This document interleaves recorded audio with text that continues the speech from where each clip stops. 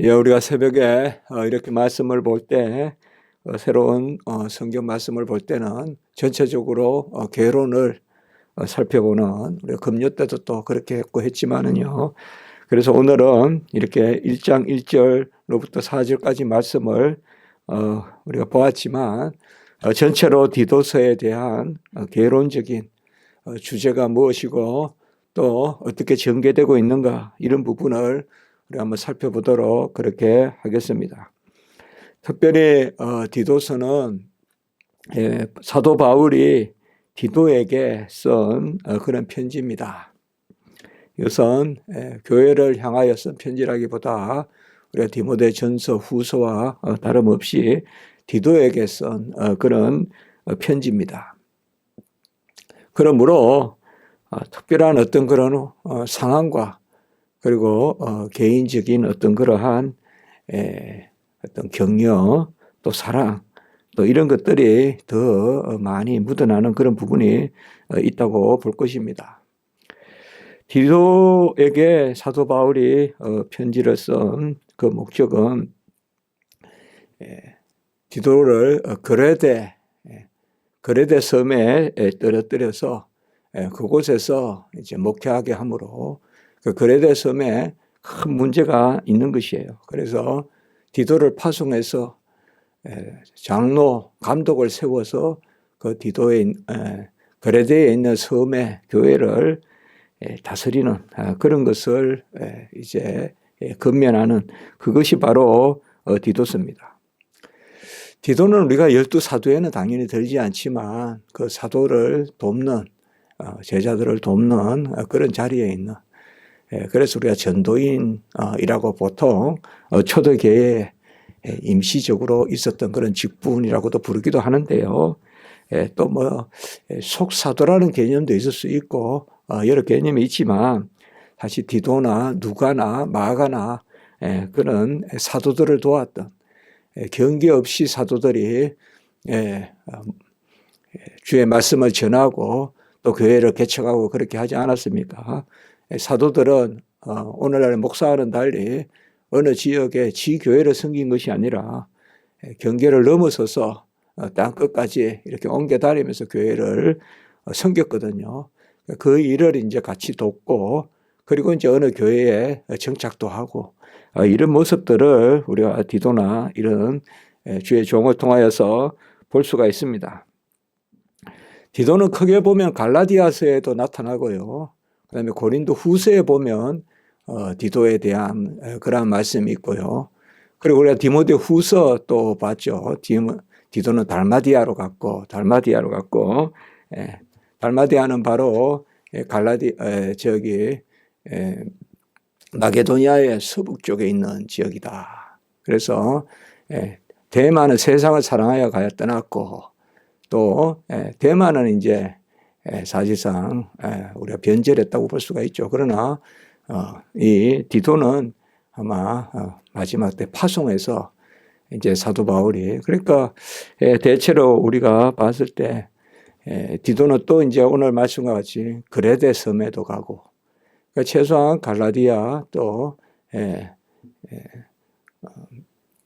고린도 교회, 갈라디아 교회, 고린도 교회, 또 그레데 교회, 그 다음에 달마디아에 있는 교회, 우리가 성경을 통하여서 이렇게 어떻게 보면 디도는 상당히 헌신된 그러한 종이고, 사도 바울이 아주 힘들 때 요소요소에 디도를 동행하고 또 파송하고 이런 것을 볼 수가 있습니다. 제가 읽은 바로는 디도에 대한 부정적인 그러한 말씀은 없습니다. 디도에 대해서는 항상 보면 열심을 하는 그런 모습으로 우리가 나타나는 것을 볼 수가 있습니다. 고린도후서 8장 6절 16절 이 부분에 보면 고린도 교회가 연보를 할 때 이게 참 지나치도록 많이 연보를 하고 또 교인의 사랑을 드러내고, 사실 뭐 고린도 교회가 문제도 많았지만 또 연보도 하고 그렇게 하지 않습니까? 이때 디도가 중심이 돼서 그 일을 합니다. 디도가 그러니까 어려운 여러 가지 이제 뭐 바울파니, 아볼로파니, 게바파니, 그리스도파니, 우리가 뭐 고린도 교회는 그야말로 교회가 안고 있는 문제들을 가장 많이 안고 있는 교회였잖아요. 근데 그렇지만은 그곳에서 또 주의 일을 이렇게 감당해가는 이런 것이 참 쉬운 일이 아니지 않습니까? 목회할 때 보면 뭐 교회가 힘들고 이러면 그냥 그 일 그냥 막느라고 근근하고 그 일 막는데 그냥 다 그냥 소진하고 모든 힘을 소진하고 마는데 그러면서도 디도라는 이런 참 지도자로서 우리가 귀한 모습이다 생각해 볼 수가 있어요. 그 어려울 때 또 다른 교회를 돕고 연보를 하고 이런 것의 중심, 딱 중심 인물이 바로 이 디도였습니다. 그리고 사도 바울이 마게도냐에서 이렇게 선교를 하고 할 때 어려움이 있었습니다. 그래서 많은 근심이 있었는데 그래서 주께서 주시는 근심 이런 표현까지 쓰고 얼마나 그 근심이 많았는지 하나님이 주시는 근심 이것은 귀하다 이런 표현들을 우리가 볼 수 있는 그 부분인데 그때에도 보면 디도가 와서 위로가 되었다 이렇게 말씀이 있어요. 고린도후서 7장 6절에 보면 디도가 와서 위로가 되었다. 그리고 함께 기쁨을 누렸다. 이런 말씀들을 볼 수가 있어요. 아주 근심이 많고 힘이 들 때 위로가 되고 기쁨이 되는 보통은 보면 뭐 우리가 어려움이 있다 이러면 왜 그러냐 이렇게 해라 뭐 이것도 우리가 나쁘다고는 볼 수가 없죠. 뭐 뭔가 잘못돼서 어려움을 겪고 있을 때 왜 그렇게 하냐 이렇게 말하면 사실상 누가 나쁘다고 하겠어요. 그러나 거기에는 많은 경우 독이 될 수가 있답니다. 그게 독이 될 수가 있어요. 일단 좀 위로가 필요하고 사람이 완전하지 않기 때문에 기계라면 기름을 치고 그냥 돌리고 하면 되겠지만 그냥 전기가 끊어지면 선을 연결하고 하면 되지만 사람은 그렇지 않잖아요. 그래서 근심하고 이럴 때는 사실 1차적으로 좀 위로하고 격려하는 게 필요하거든요. 그런데 사실 디도는 또 이런 인물이라는 걸 볼 수가 있어요. 그래서 연보를 할 때 그 어려울 때 앞장서서 연보를 긋고 그리고 지나치도록 많이 했다. 이렇게 상당히 많은 연보를 했다는 거예요. 그렇게 했고 그리고 또 어려울 때 위로가 되는 위로라는 이 개념이 또 있습니다. 이러한 것은 이제 사실상 그 사도 바울이 그러면 언제 이 거레데 섬에 갔느냐? 그러면 디도서는 언제 썼느냐? 이게 이제 문제가 되는데요. 사실상 언제든지 보면 뭐 성경의 저자는 누구냐? 또 디도서의 저자는 디도가 맞느냐? 여기에 대해서도 또 자유주의 신학자는 그렇지 않다. 뭐 디도 시대 때는 뭐 감독이 없었다. 뭐 여러 가지요. 당장 감독 이런 말이 나오니까 그렇게도 하지만 그것은 가한 생각이고요. 로마 캐톨릭식의 감독은 없었지만 소위 그러한 사제는 없었지만 초대교회부터 감독 개념이 있잖아요. 그러니까 다 그건 자유주의 신학자들이 하는 이야기고 디도서의 분명한 저자는 사도 바울이고 그 수신자는 디도임이 분명하고 언제 썼느냐 이 부분은 우리가 정확하게 알 수는 없지만 사도 바울이 1차 투옥을 하고 이제 사도행전 28장 이 부분에 가보면 이제 마지막 로마의 그러한 사도 바울의 행적이 나타나는데 1차 투옥을 당하고 사도 바울이 이게 보통 이제 AD 61년, 63년 이제 네로의 박해가 65, 64 이때 시작되니까 1차 투옥을 할 때는 이제 바로 그 직전이잖아요. 그러니까 61년, 63년경에 로마에서 1차 투옥을 하고 이제 풀려나거든요. 풀려나서 사도 바울이 이제 한 바퀴 돌아요. 그러니까 1차 투옥 때는 그렇게 심하게 그게 아니라 감옥에서 전도도 했고 아마 조금은 이렇게 자유롭게 다니고 그랬을 거다. 이렇게 우리가 그렇게 주석학자들이 생각해요. 1차 투옥 때는. 그래서 이렇게 다니면서도 이제 하고 했는데 그때 사실 로마의 입장으로 봤을 때는 사도 바울이 뭐 억울할 수도 있잖아요. 안 그렇습니까? 로마 시민권이 있는 사람이고. 근데 저 유대인들 뭐 말도 안 되는 유대인들 막 이렇게 생각할 수 있다 이 말이에요. 업신여길 수. 그러니까 사실 로마의 입장에서는 뭐 사도 바울을 그렇게 죽이고 싶겠어요. 그러니까 뭐 자꾸 유대인들은 막 왕을 칭한다 그러고 뭐 반역을 꾀한다 이러면서 이제 계속 사도 바울을 죽이려고 하잖아요. 선동한다 그러면서 꼭 예수님 죽일 때가 똑같거든요.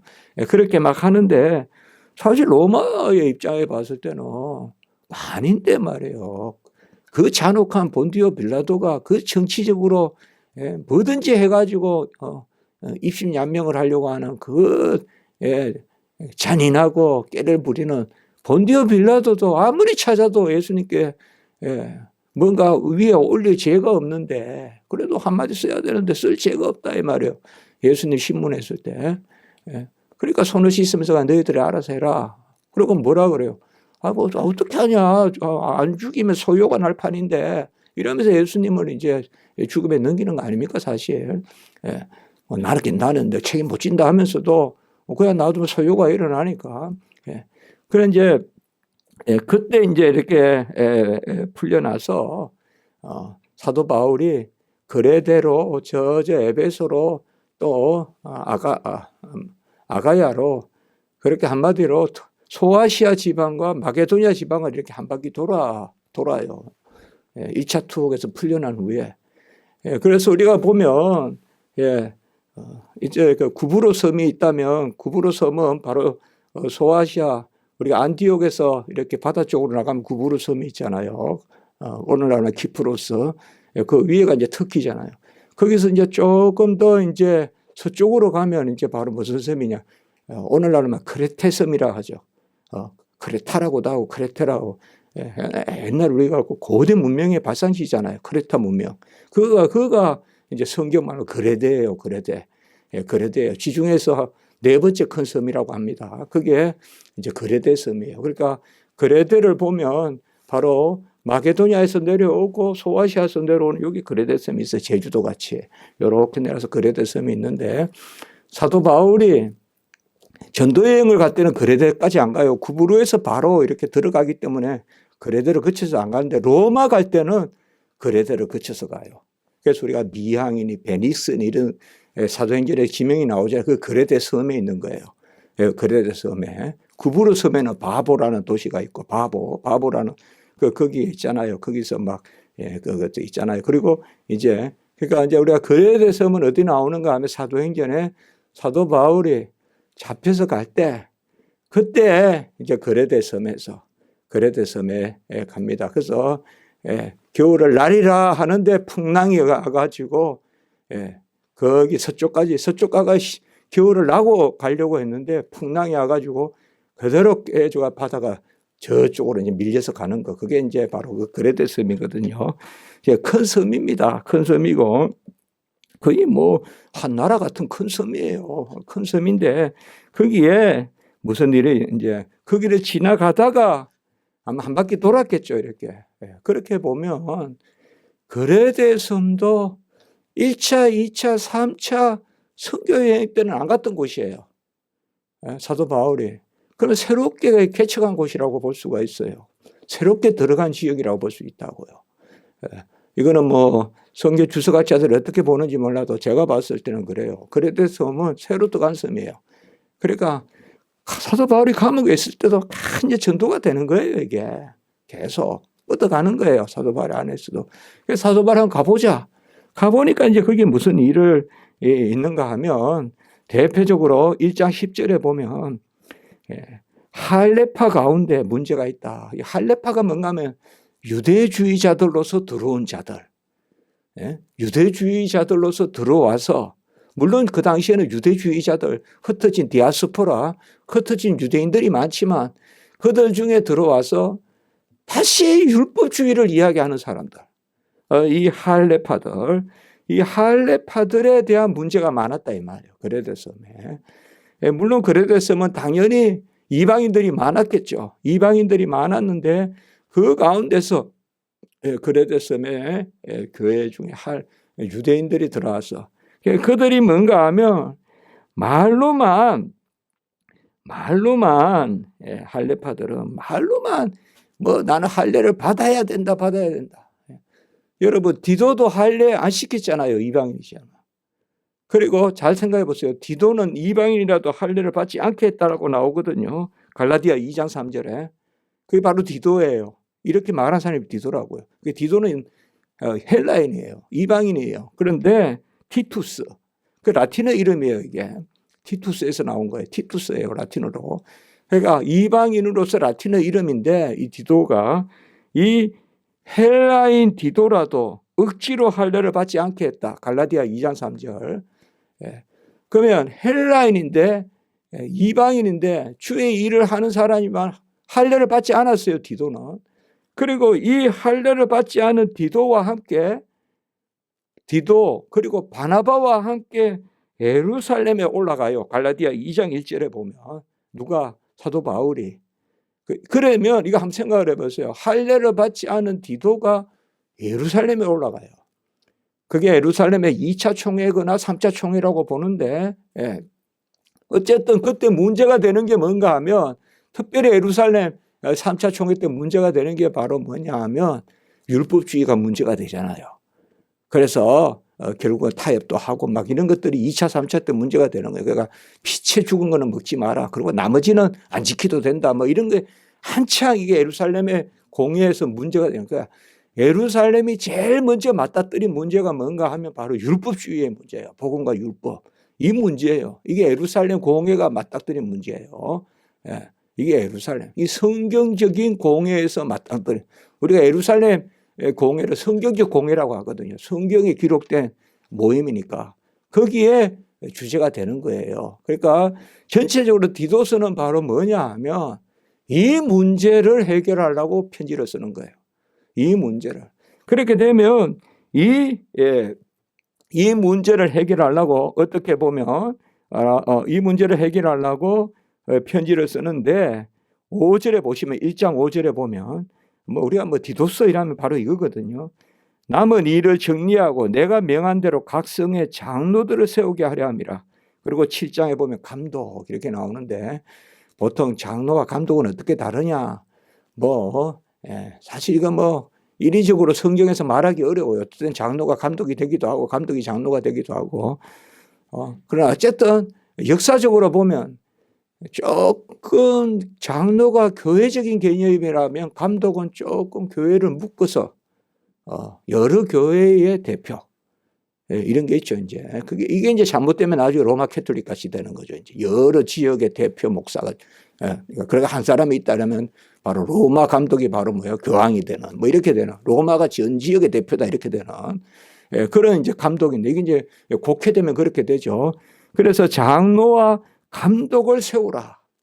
장로와 감독을 마땅히. 그리고 그들은 어떠해야 되냐? 여차 해야 된다. 자, 그러면 우리가 여기서 예상할 수 있는 건 뭡니까? 우리가 디모데전서 후서에서도 보면 그리스도에 대한 말씀이 많이 나오죠. 알다시피 바로 그리스도에 대한 고백 상당히 많이 나오죠. 그리고 믿음으로 구원을 얻는다 교리도 나오고 디도서도 마찬가지겠죠. 디도서도 바로 그런 부분이겠죠. 바로 우리가 구원받은 것이 오직 은혜로 인한 것이다. 자, 가장 중요한 요절이라면 우리가 당연히 가장 많이 인용되는 말씀 2장 14절입니다. 2장 14절. 저도 요절이라고 한다면 당연히 디도서는 이겁니다. 수시로 우리가 인용해야 되는 부분이죠. 자, 2장 14절의 말씀에 보면 그가 우리를 대신하여 자신을 주시면 그는 당연히 예수 그리스도죠. 자신을 주시면, 이 자신이란 말 썼죠. 바로 그래서 제가 자주 인용을 합니다. 예수가 자신을 주셨다. 디도서 2장 14절. 모든 불법에서 우리를 속량하시고 깨끗하게 하사 선한 일을 열심히 하는 자기 백성이 되게 하려면. 자, 이게 아주 귀한 교리가 있어요. 예수님이 우리를 위하여 자신을 주셨으므로 우리를 속량해서 깨끗하게 해서 선한 열심을 다하는 자기 백성, 옛날에는 친백성이라고 그렇게 번역했어요. 그래서 옛날에는 우리 아이들 친백성 이런 교재도 있고 이랬잖아요. 그거 바로 자기 백성이 되게 하려면. 자, 예수님의 은혜로 구원받고 속량받은 사람들만 그들이 진정 선한 일에 열심을 하는 거지. 할례 받고 형식주의에 빠진 자들은 1장 16절에 한번 보세요. 1장 16절에. 이거는 1장 10절의 할례파들의 모습이에요. 1장 10절의 할례파는 어떠냐? 16절에 보면 말로는 하나님을 시인하나 행위로는 부인하니 가증한 자요 복종하지 아니하는 자요 모든 선한 일을 버리는 자다. 자, 극명하게 차이가 나죠. 뭡니까? 바로 형식주의에 빠진 사람들은 말로는 율법 하지만 실제로는 말로만 하나님을 시인하지 행위로는 부인한다 이 말이에요. 그들에게는 행위가 없다 이거예요. 공로주의를 앞세우고 펠라기우스 같이 이런 사람들이 정작 행위가 따르지 않는다 이 말이에요. 오직 은혜요 감사요 하는 사람들이 행위한다 이 말이에요. 그게 바로 14절이라 이 말이에요. 이게 디도서의 아주 복음과 삶의 연결을 하는 중요한 영역이에요. 디도서는 전체적으로 이게 저는 주제라고 여겨요. 바로 삶과 복음인데 오직 은혜를 입은 자들이 선한 일에 열심을 하는 자기 백성으로 친백성으로 왜 14절에 우리를 대신하여 우리 대신에 대속의 원리죠. 자신을 주셨다. 그래서 속량하셨다. 그분은 누구냐? 13절에 이제는 예수님이 누구야로 가요? 우리의 크신 하나님이시다. 우리의 크신 하나님이란 게 여기만 나와요. 성경에서. 여기에만 나오는 말이에요. 13절에 2장 13절에 에오스 메갈로스 큰 하나님 Great God 우리의 크신 하나님 구주 예수 그리스도의 영광이 나타나심을 기다리게 하셨느니 이게 이렇게 되죠. 결국은 뭐예요? 고린도 교회도 마찬가지고 디모데에게 서신도 마찬가지고 이런 윤리 문제 고린도 교회 여러 이런 문제들의 뭐예요? 결국은 뭐예요? 예수 그리스도의 복음. 고린도 교회로 말하면 유월절 어린 양 우리에게 유월절 어린 양 예수 그리스도 오직 복음 오직 은혜해야 윤리적인 문제가 해결된다 이거죠. 그게 디도서가 보여주는 겁니다. 자, 3장에도 한번 보세요. 3장에도 보면 4절로부터 우리 구주 하나님의 자비와 사람 사랑하심이 나타날 때에 5절에 보면 우리가 행한 바 어려운 행위로 말미암지 아니하고 긍휼하심으로 중생의 시선과 성령의 새롭게 하심으로 그리고 6절에 성령을 풍성히 부어주소 그리고 은혜를 힘입어 의롭다 하심을 얻어 상속자가 되게 하고 8절에 보면 선한 일을 힘쓰게 하려 함이라. 이 4절부터 8절까지의 구조가 뭐예요 이게? 바로 선행은 열매다. 은혜의 열매다 이 말이에요. 어떤 공로가 아니라. 그래서 이 디도서가 아주 귀한 교훈을 담고 있어요. 그러니까 이 디도서는 언제든지 우리가 가까이 해야 되는 디모데 전후서와 함께 저도 이제 기독론 이런 예수 그리스도에 대한 말씀 이런 걸 다룰 때 항상 디도서의 이 부분 특별히 대속, 은혜 이런 할 때 금방 읽었던 이 두 부분의 말씀 이것이 뭐 그 중에 하나 이야기하라면 저는 2장 14절 한 절만 말하라면 2장 14절이 가장 중요한 요설이고 2장 14절이 그리고 2장 13절에 보면 그는 누구냐? 우리의 크신 하나님.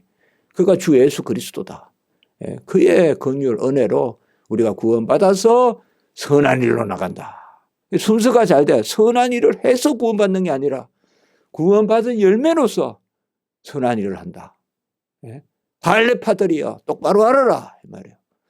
할례를 행한다고 하고 형식에 빠졌다고 선한 일을 하는 것이 아니라 은혜를 받아서 그리스도의 의로 우리가 선한 행실을 한다. 이것이 바로 디도서입니다. 잠깐만 그 구조를 보면요. 1, 2분만.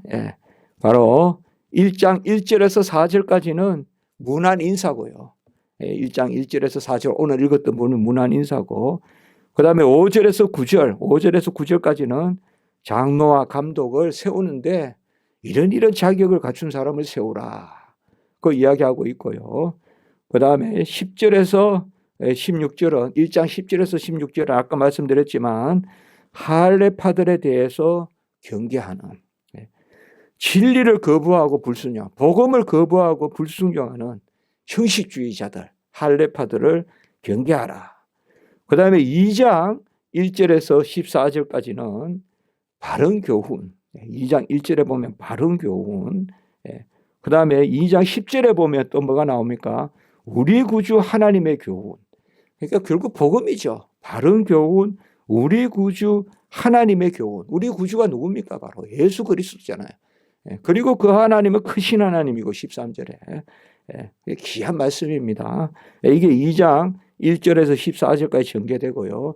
그 다음에 3장에서는 이제 선한 행실을 힘쓰는데 어떻게 선한 행실을 힘쓰냐? 3장 1절과 18절에 보면 1절과 8절에 보면 선한 일에 힘쓰라 이렇게 나오는데 이건 벌써 2장 14절에도 나왔잖아요. 선한 일에 힘쓰는 자기 백성에 선한 일이 자주 나와요. 그런데 선한 일이 전면에 서는 것이 아니라 긍휼히 여기심, 긍휼이라는 단어도 나오잖아요. 그 다음에 은혜를 베푸심, 구주 예수 그리스도께서 우리를 대신하여 자신을 주심, 아까 14절에 이런 것들. 그래서 생명과 생활에 대한 모든 의를 예수께서 살아남도 살아감도 그런 것이 이 디도서의 아주 중요한 개념이다. 그리고 3장 12절로부터 15절까지는 이제 마지막 문안 그런 부분입니다. 그래서 크게는 서론이 1장 1절부터 4절, 그 다음에 1장 5절부터 3장 11절까지는 본론. 본론은 이제 뭐 아까 이야기했던 그런 부분들, 참 교훈, 올바른 복음, 그리스도의 의 이런 것을 하고 거기에 행실은 열매에 따로 따른다. 그래서 우리를 자녀 삼으심은 선한 열매를 맺기 위해서인 거다. 그래서 친백성 삼았다. 자기 백성 삼았다. 이런 것들이 디도서의 중요한 말씀이다. 이게 이제 초대 교회가 금방 안고 있는 문제들, 복음과 율법의 문제, 이런 문제들을 이 디도서에서 다루고 있다. 그 다음에 12절부터 15절까지는 마지막 문안 인사다. 이렇게 보시면 되겠습니다. 뭐 제가 짧게 금방 시간이 지났는데 이렇게 해서 전체적으로 디도서를 우리가 개관해 보았습니다. 기도드리겠습니다. 거룩하고 자비로우신 하나님 아버지, 여러 문제가 있고 어려울수록 전적 오직 은혜, 우리의 크신 하나님 주 예수 그리스도 그분만을 의지하고 의뢰하고 그분의 은혜에 있을 때 모든 우리의 행실들, 우리의 자기의 이런 것들이 다 부인되고 또 하나님만 바라볼 때 교회가 서로 화목하고 화평하고 또 서로 아버지와 복음 안에서 형제 자매가 되는 그러한 역사가 일어남을 또 우리가 디도서를 개관하면서 보았습니다.